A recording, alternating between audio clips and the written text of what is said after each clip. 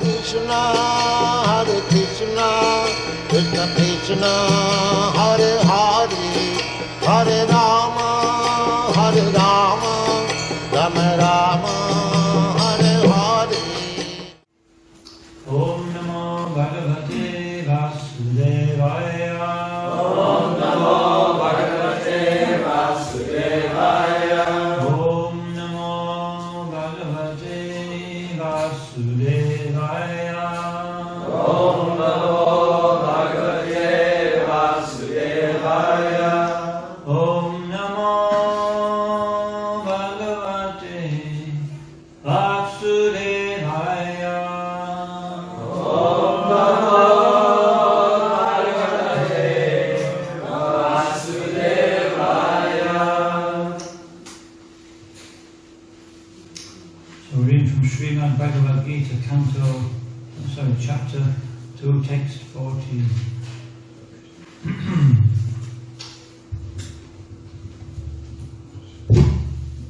Matra Sparshasta Kaunteya. Matra Sparshasta Kaunteya. Matra Sparshasta Kaunteya. Matra Sparshasta Kaunteya. Shitoshna Sukha Dukkada. Shitoshna Sukha Dukkada. Shitoshna Sukha Dukkada. Shitoshna Sukha Dukkada. Agamapyeno Nityas. Agamapayeno Nityas. Agamapayeno Nityas. Agamapayeno Nityas. Tam Sitikshasva Bharata. Tam Sitikshasva Bharata. Tam Sitikshasva Bharata. Tam Sitikshasva Bharata. Matra Sparshasta Kaunteya. Matra Sparshasta Kaunteya. Shitoshna Sukha Dukkada. Shitoshna Sukha Dukkada. Agamapayeno Nityas. Agamapayeno Nityas. Tam Sitikshasva Bharata. Tam Sitikshasva Bharata. Matra Sparshaha. Matra Sparshah. Sensory perception. Sensory perception. Two Two. only. Only. Kaunteya. Kaunteya. O son of Kunti. O son of Kunti. Shita. Shita. Winter. Winter. Ushna. Krishna. Summer. Summer. Sukha. Sukha. Happiness. Happiness. Dukkha. Dukkha. And pain. Pain. Daha. Daha. Giving. Giving. Agama. Agama. Appearing. Appearing. Aparinaha. Aparinaha. Disappearing. Disappearing. Anityaha. Anityaha. Non-permanent. Non-permanent. Tam. Tam. All of them. All of them. Titikshasva. Titikshasva. Just try to tolerate. Just try to tolerate. Bharata. Bharata. O descendant of the Bharat dynasty. O descendant of our dynasty. Translation. O son of Kunti, the non-permanent appearance of happiness and distress and their disappearance in due course are like the appearance and disappearance of the winter and summer seasons. They arise from sense perception or skayan of Bharat, and one must learn to tolerate them without being disturbed. In response, please. O son of Kunti, O son of Kunti, the non-permanent appearance of happiness and distress the non-permanent appearance of happiness and distress, and their disappearance in due course and their disappearance in due course, are like the appearance and disappearance of winter and summer seasons. are like the appearance and disappearance of winter and summer seasons. They arise from sense perception or skayan of Bharat, They arise from sense perception or skayan of Bharat, and one must learn to tolerate them without being disturbed. and one must learn to tolerate them without being disturbed. Purport by His Divine Grace A.C. Bhaktivedanta Swami Srila Prabhupada. In the proper discharge of duty, one has to learn to tolerate non-permanent appearances and disappearances of happiness and distress. According to Vedic injunction, one has to take his bath early in the morning, even during the month of March, January and February. It is very cold at that time, But in spite of that, a man who abides by the religious principles does not hesitate to take his bath. Similarly, a woman does not hesitate to cook in the kitchen in the months of May and June. That is the hottest part of the summer season. One has to execute his duty in spite of climatic inconveniences. Similarly, to fight is the religious principle of the Kshatriya, and although one has to fight with some friend or relative, one should not deviate from his prescribed duty. One has to follow the prescribed rules and regulations of religious principles in order to rise up to the platform of knowledge, because by knowledge and devotion only can one liberate himself from the clutches of Maya, illusion. The two different names of address given to Arjuna are also significant. To address him as Kaunteya signifies his great blood relations from his mother's side, and to address him as Bharat signifies his greatness from his father's side.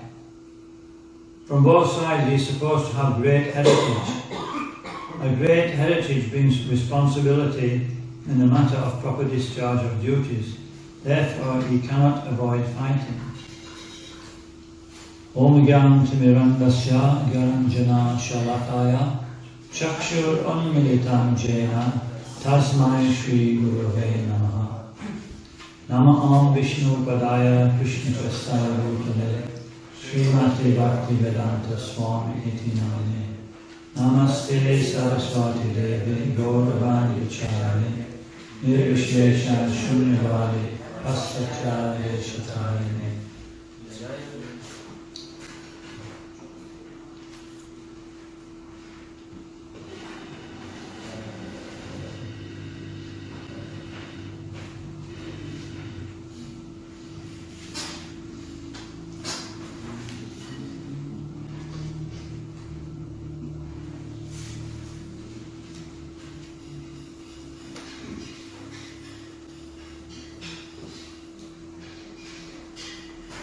So actually this is the first instruction of the Bhagavad Gita in respect to what Lord Krishna is telling Arjuna to do. Information is already given about how Arjuna is, we're not the body is just like a material thing, it's a machine, a very complex machine, but nevertheless it's a machine. And the fallacy is that most people identify with this machine as being the self.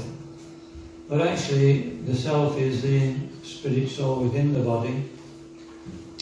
And when the body is no longer workable, what we call death, then the life force cannot tolerate living in that body, it's too painful.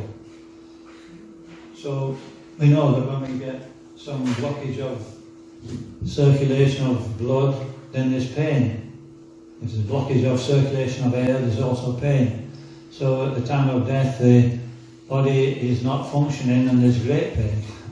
So the soul leaves that situation and is transferred to another life, another body. This has been explained, but this is information. Now we're speaking about what to do. Now we know we're not the body. And it's just like when we're trapped in a situation, what can we do? We can complain like anything. It won't make any difference. So this is what this verse is saying. We have to tolerate our situation, whatever it may be. Some of us have, we're speaking about karma today. We're distributing books to shoppers in Newcastle. I explain the process of karma, how it's, with stress, so much stress, anxiety, fear, this is very prominent in society. Why? It's karma. We're getting the result of what we may have imposed on others. So this karma is going to come, and in the Srimad Bhagavatam, Prahlad Maharaj explains this point that he's speaking to his classmates, and he's saying that it's no use trying to enjoy this world. happiness is going to come according to your previous activities, and distress is going to come with our extraneous endeavour according to our past experiences or activities. So we don't try for it. We're just going to get the same amount of pleasure and pain whether we try for it or not. So therefore Bhagavad Gita says we should focus on that which is actually tangible, which is reality. It's called the substance and the shadow. I think everybody can relate to that. It's like in the 15th chapter of the Bhagavad Gita, is that there's a tree, a banyan tree on the side of a lake. This lake is, and in that water there's a reflection of the tree, right? So is the reflection real? It looks very real, but it's not actually real. As soon as the lake dries up, there's no reflection. So that's the purpose of life, this lake is equated to material desire. Whenever we desire something in this world, then, there'll be a reflection of the real thing. We'll be trying to enjoy the illusion, trying to enjoy the shadow. We play that when we're young children, trying to jump on other people's shadow. But you can't. And so this is the attempt for happiness in this world. And so we should try for that thing which is eternal, the substance. And so this verse is explaining how we can focus on the substance. There are many distractions. Everywhere we go, there's some distraction. We can't avoid it. We just think we've got to deal with one problem and another one comes. Physical problem, we may have a cut, we may have a damaged leg, and then we just get it right, then another problem, a mental problem, intellectual problem. And what do we hear people saying? Complaining. This is a world of complaining. We're always blaming others. History is one person blaming another and fighting over the situation. So does that do any good? Has anybody seen any good come out of this kind of activity? And so the same happens in our own private lives. There's conflict. But we're just purna charvita charvanam. We continually carry on chewing the chewed, complaining and blaming. So don't do this. Matras sparshas. So we tolerate whatever situation we're in, and we focus on improving the situation by higher knowledge. We can only actually tolerate when we have higher knowledge, is it? Can we tolerate if we don't have a higher goal? It's not possible. So nobody can tolerate for long in this world. Sooner or later they crack. Even the greatest crack from the pressure. But only a devotee, only one who's taken to the devotional service of the Supreme Lord can tolerate in all situations. Our founder Acharya said we should tolerate and tolerate and tolerate. There's no way out. Yeah, because we tolerate, and then what happens when we tolerate?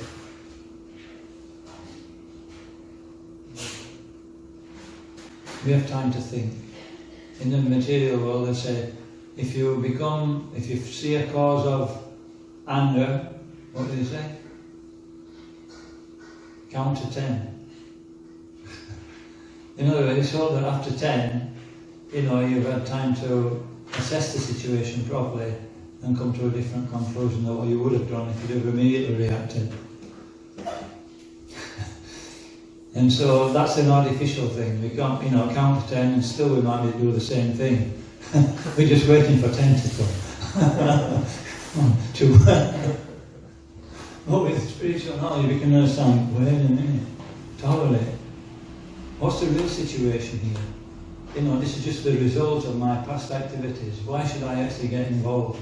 Because what we do when we actually react to something, what happens? we just increase the reaction. The reaction is, we're increasing another reaction in the future. So basically, this is what this verse is starting to speak about. That, you know, it gives the example of, in the summer, it's very hot, people start to cook in the kitchen. In the winter, it's very cold. In this country, we have central heating, and we have warm showers. So there's no problem. Winter, summer. Winter, spring, summer, or fall. All you've got to do is. So, but in India, or in these third world countries, it's like, you know, you have to get the bucket out, break the ice, and have a shower. Sometimes you have to break the ice.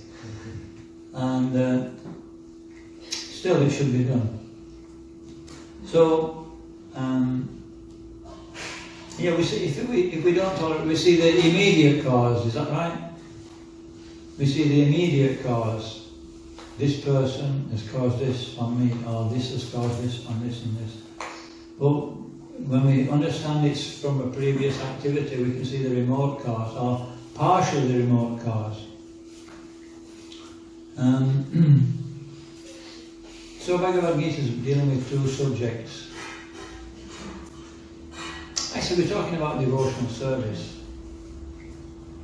The beginning is to tolerate, and then we can focus on the. So the first thing about devotional service is that this verse talks about renunciation and knowledge at the end. So the first leg of devotional service is called sadhana bhakti. Bhakti means devotion, and sadhana means that practice of that devotional activity. Or that practice, sadhana means that which achieves a goal. So sadhana, by practicing bhakti yoga, devotional service, there'll be a result. And so, in our present condition, we're accustomed to, you know, seeing and doing things in a certain way. It's not easy to, you know, develop a devotional mentality towards Supreme, towards the Supreme Personality of Godhead. It's not natural because we've been alienated from that way of thinking for so long. And so this process of sadhana bhakti is initiating this principle of devotional service, rules and regulations. It says when we have no taste for devotional service, then we practice devotional service according to certain rules and regulations in order to eventually become acclimatized to acting in that way. Now when we act in that way, we start to think in that way. And after this practice of devotional service, it's not natural, it's mechanical in the beginning at least. But as we practice, then what happens? It becomes a habit. As it becomes a habit, the mind starts to follow. And this is a process of purification. And eventually, confirm, eventually this starts to develop another type of devotional service. This is called raga bhakti. So the qualification for vaidhi bhakti is renouncing the tendency to enjoy the immediate facilities, and so this renunciation, and by practicing according to Shastra we develop realization or knowledge. Yeah? When we do a thing, when we practice a thing, we develop a deep understanding of it. And then the qualification for raga bhakti, which means, raga means attachment, a natural attachment for devotional service. Sometimes they call it bhava bhakti, or sometimes the latter stages of ashokta. And so this is called spontaneous service. So what's the qualification for spontaneous service? It's first one is what's the qualification for this kind of devotional service? A question. Attachment. Eh? Attachment. That's one of its symptoms. what's the qualification? What do we need to do to actually develop this? We have to want it. We have to want it. But greed and sincere desire, greed to actually attain this. So this kind of Vaidhi sadhana bhakti, it develops this greed. And then what's the symptoms of Raga Bhakti? The symptoms of Raga Bhakti is first love for the Supreme Lord and detachment from other things. So this is the process which this particular verse is initiating. So we can go a little bit.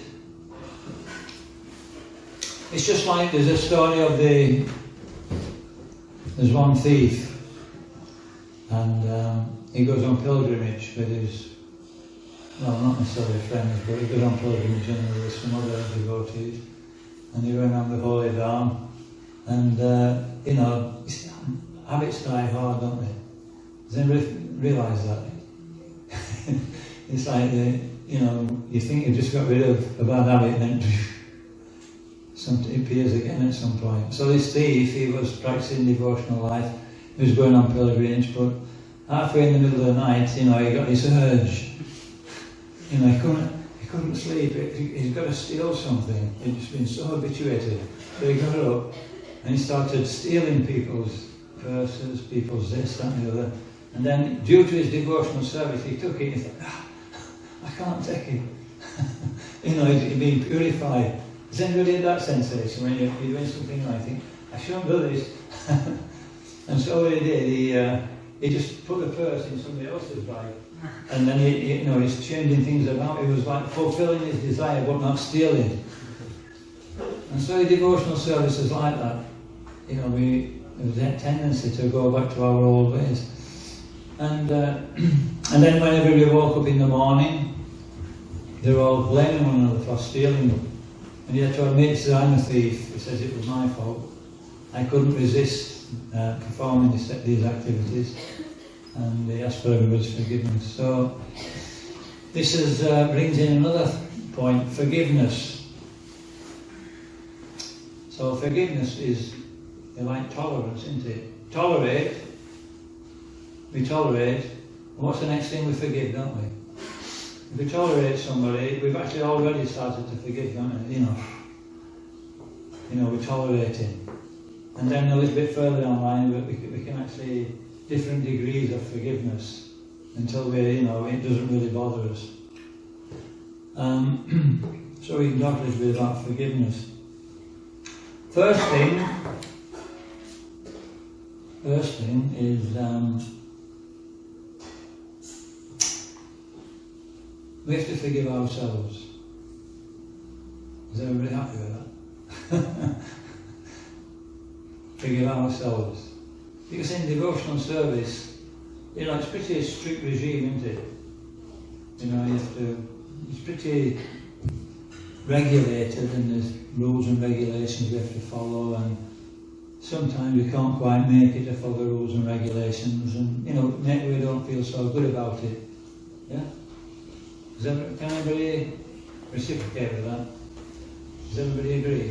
Yeah, but if we keep on forgiving ourselves for the mistake, not following the regulation, would it not be habit?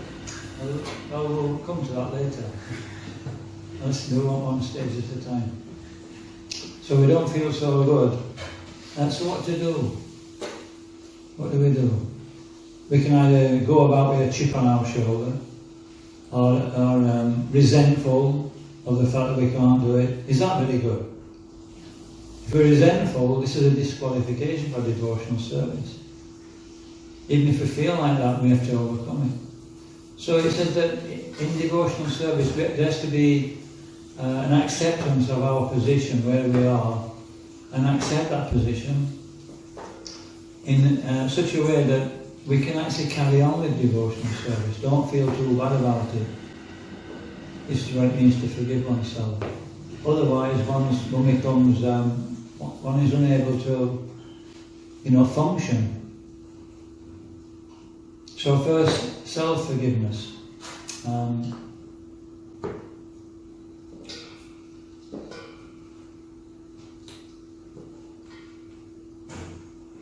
next one is to be able to forgive others. First, forgive oneself. Actually, the nice verse in the Srimad Bhagavatam, in the 11th canto, I think it's the 20th chapter. You're writing this down. 11, 20, I think it's about 27, something like that. But it's a good verse to read. It's very nice. This is Krishna speaking. And Krishna is saying to his devotees, saying that my devotee, even though he's not able to give up sense gratification, and even though he's, getting the reaction for that sense gratification, he should remain happy in devotional service. So this is proving this point. We should remain happy in devotional service. And he should know that carrying on trying to enjoy the senses will cause him some suffering. But in due course of time, because he actually has that mentality, he'll be able to overcome that situation. So that's how we should remain, happy in devotional service, but determined. Two things go together. Happiness, being, steady, contented, but determined. Okay. And then, as far as forgiving others, well, this is what Mahatma Gandhi, he spoke about. We don't usually mention Mahatma Gandhi in the Bhagavad Gita textbook. He was speaking about why should we forgive others? Any ideas? What benefit is there for us to forgive them? Because if we don't forgive, it will be in our mind like poison. It will poison ourselves, us basically. If we don't forgive someone else, it makes us angry. Yeah, if we don't forgive others, it contaminates us. We may have envy in the heart. We may have bad feelings, and that's not the process of devotional service. Devotional service is very free from these bad qualities. And so even though people may treat us in such a way that we may be right, they may be wrong, but still the devotee has to tolerate. And Mahatma Gandhi said that there's a law of eye for an eye and a tooth for a tooth. Yeah? This is in the Bible actually. An eye for an eye and a tooth for a tooth. So this is the Supreme Lord speaking about how when we do something wrong, there's a reaction. This is talking about the law of karma. But it's also, if we try to apply this law of karma to ourselves, that if somebody does something wrong to me, then I have to actually take retribution, or I have a right to take retribution, then it doesn't work. Actually, Mahatma Gandhi said that if everybody applied this philosophy of an eye for an eye and a tooth for a tooth, the whole world will be blind and toothless. So we don't want that, do we? Yes, so we're talking about self-forgiveness and now forgiving others. So, which is more powerful, to forgive or to punish?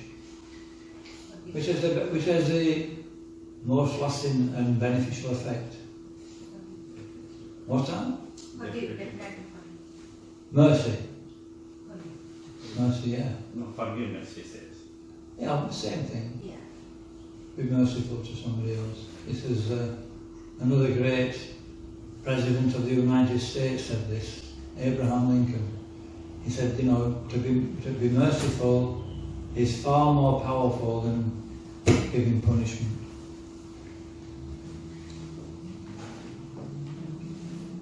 This is a quality of a Vaishnava, actually, to be forgiving.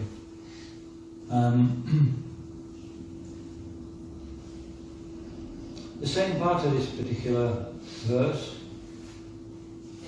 the two different names of address given to Arjuna are also significant. To address him as Kunti signifies his great blood relations from his mother's side, and to address him as Bharat signifies his drainage from his father's side. So this is heritage. And so, Prabhupada was in the beginning, he was very lenient with his devotees. But as soon as they actually took the position of being initiated, then he expected them to live up to that.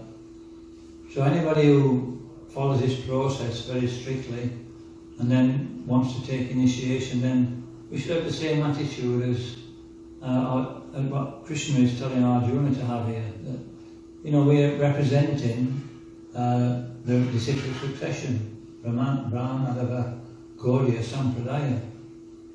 And therefore we should be very, very diligent in our devotional service and always trying to set the proper example.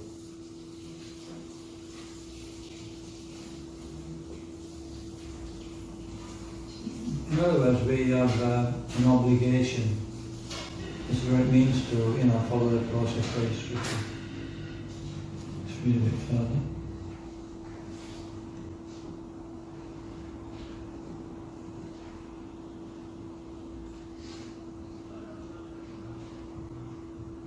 So now it talks about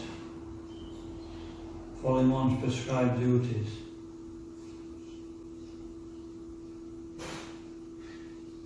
So in this particular day and age we live in, it's not so easy to follow prescribed duties because everybody's, following a mixture of these things. It talks about Varnashram Dham.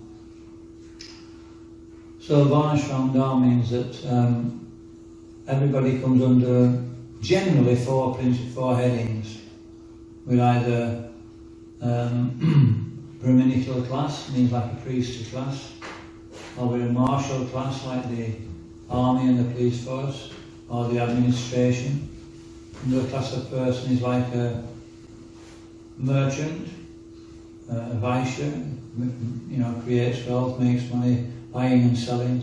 And last class is the general mass of people, general labourers, our workforce. And so it's very rare to find anybody who's specifically in one of these particular categories. So what do we do? What's the situation? How do we go forward? Prabhupada said that somehow or other we have to become Krishna conscious.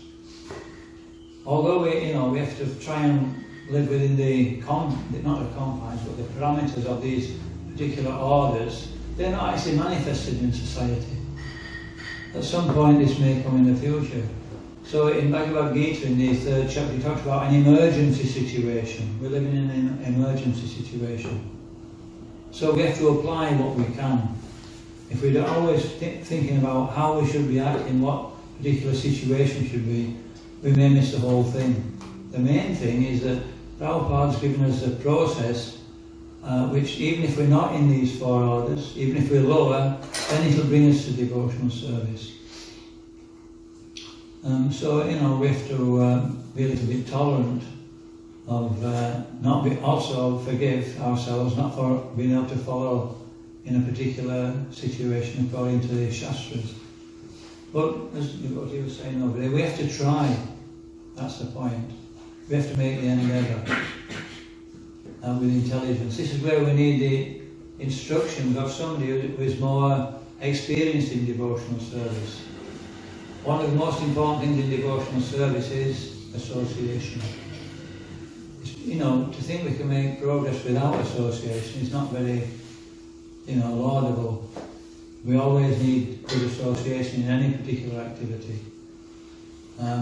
So when we've got good association, then we can be helped along the way, even though we may be not able to follow so strictly ourselves.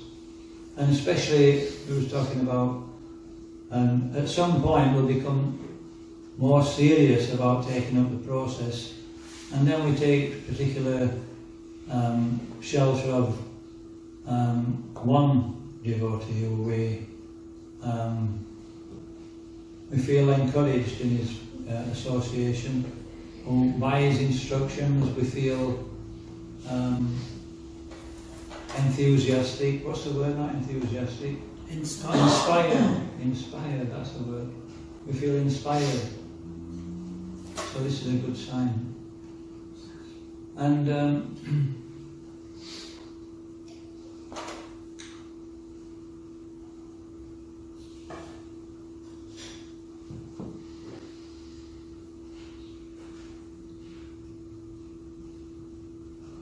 we can stop there. Does anybody have any comments or any questions? We've got 10 minutes for some feedback. I just thought your point was nice about saying, first we have to forgive ourselves and not be so hard on ourselves. And I was just thinking the same way, we're talking about tolerating, and sometimes we're thinking about, I have to tolerate this person and tolerate that person, but we kind of forget that other people are having to tolerate us.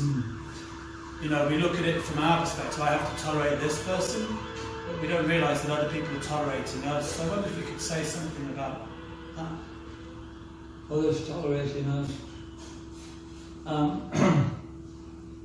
That's how a devotee should see. We're always introspective. That's a sign of a devotee. A devotee is introspective, whereas somebody who's materialistic, he's speculative. In other words, he's always speculating on how to make the situation materially beneficial for himself. And that's his focus in all situations. So therefore his judgment is always impaired by how we can get the best out of a situation. And in devotional service we may actually still have that tendency from our, even though we're practicing, we'll still carry that tendency on for some time. And this is where we tend to blame others for our situation. Because it's all due to, are we satisfied in this situation? Am I getting what I want? And so a devotee has to understand this first. This first saying matters. It's saying that we should tolerate. Whether we're actually being satisfied in a situation or not, it's not the real criteria.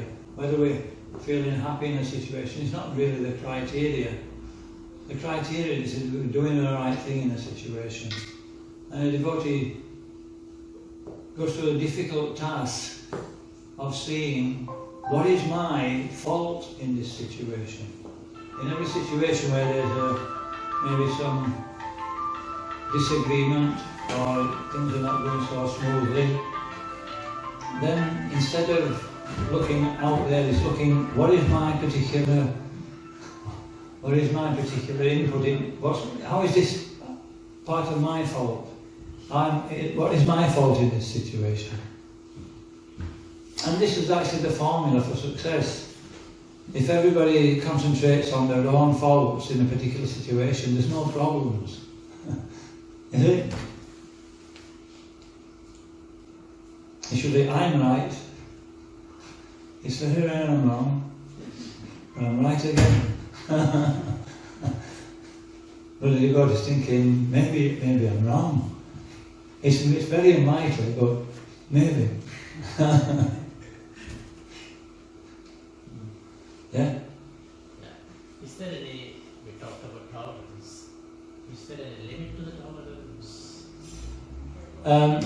Ultimately there's no limit, because if there's a limit, it means we're tolerating in ignorance. It means we don't fully understand our situation. And we're seeing, we still materially have some material vision. But anyway, we should forgive ourselves. We shouldn't be too hard on ourselves, because we can't come to the highest platform immediately.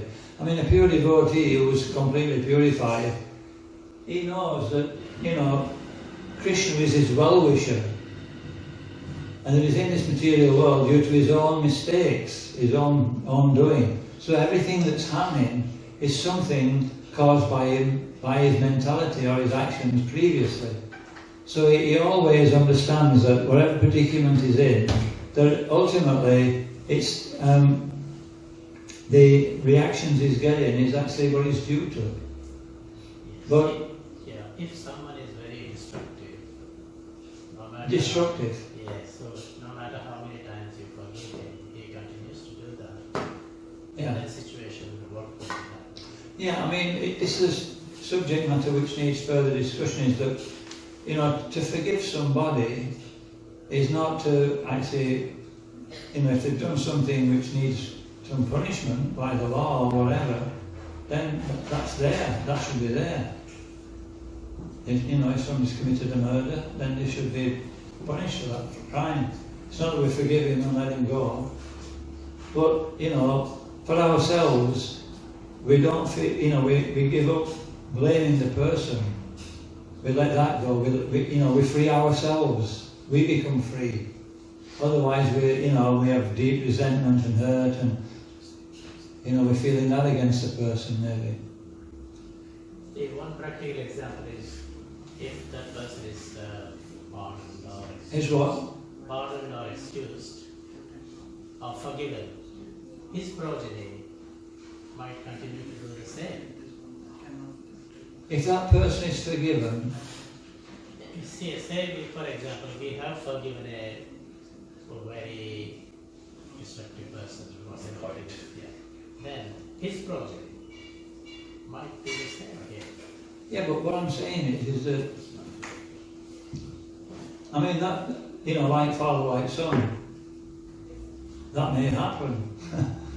But Very likely to happen. it could happen, but I mean, that's something which we can't really judge. If it, you know, we can't, you know, punish somebody because it might happen, can we?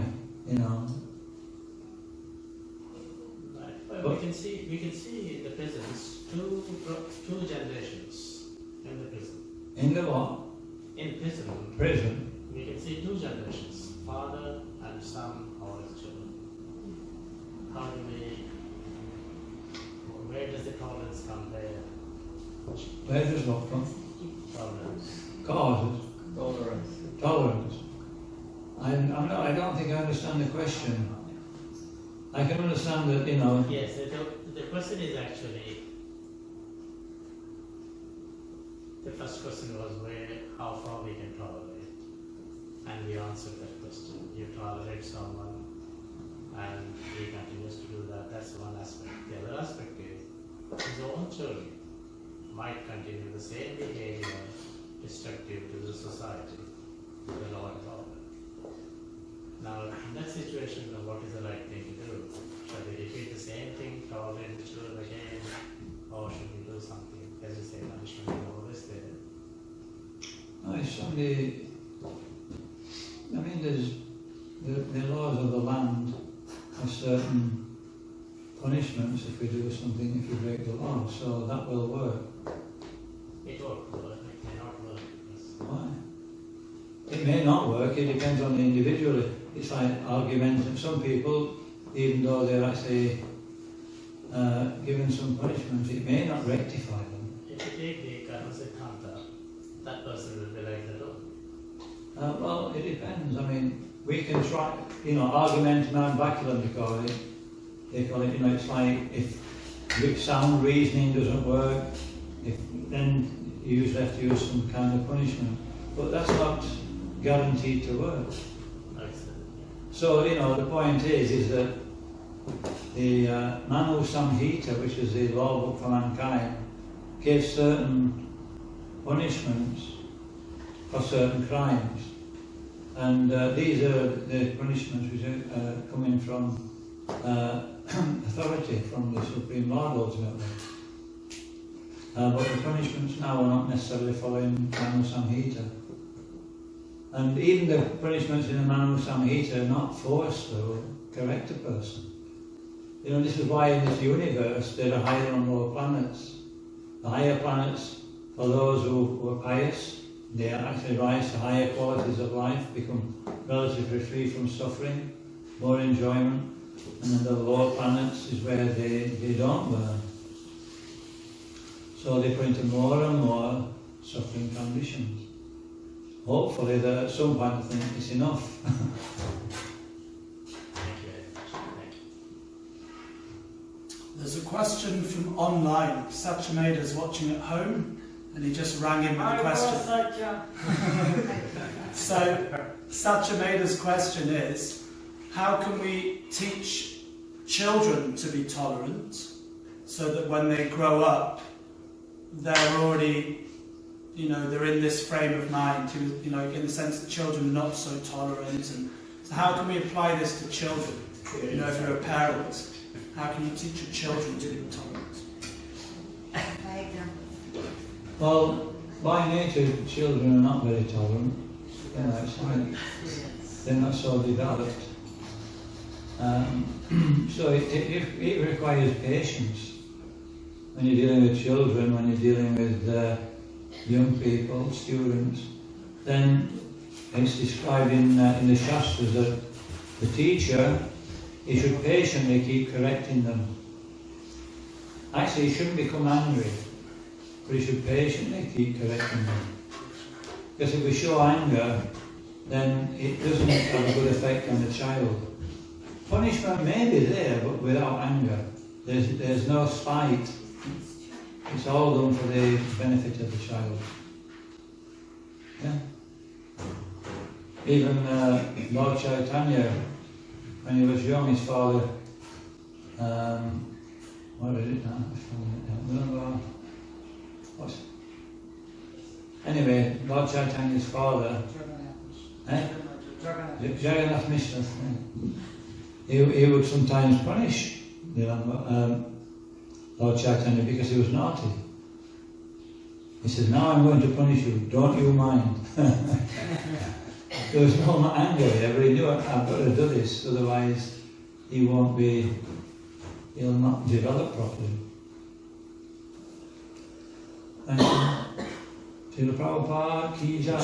Emperor Srimad Bhagavad Gita ki Jai. Gaura Prema. Haribol. His Holiness Dayananda Swami ki jai. Hare Krishna, Krishna Krishna, Hare Hare, Hare Rama, Rama Rama.